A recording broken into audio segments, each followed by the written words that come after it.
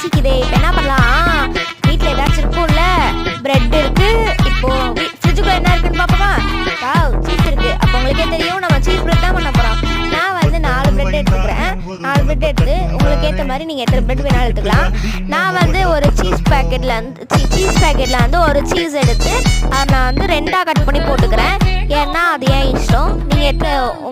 நீங்கள் உங்கள் இஷ்டத்துக்கு நீங்கள் வந்து கட் பண்ணி போட்டுக்கலாம், இல்லாட்டி கட் பண்ணாமல் கூட போட்டுக்கலாம். நான் வந்து கட் பண்ணி போட்டுக்கிட்டேன். எனக்கு கொஞ்சம் சீஸ் கம்மியாக இருக்கனால ஓகேவா. எனக்கு கம்மியாக போடணும்னு தோணுச்சு. ஸோ நான் வந்து பாதியாக கட் பண்ணிக்கிட்டேன். நீங்கள் எப்படி போடணும் இது பண்ணி நீங்கள் போட்டுக்கோங்க. அதுக்கப்புறம் சீஸை உரிக்கிறப்ப பாருங்களேன் எவ்வளோ சாட்டிஸ்ஃபைங்காக இருக்கும். நீங்கள் பண்ணி பாருங்கள், சாட்டிஸ்ஃபைங்காக இருந்துச்சு எனக்கு ரொம்பவேன்ட்டு.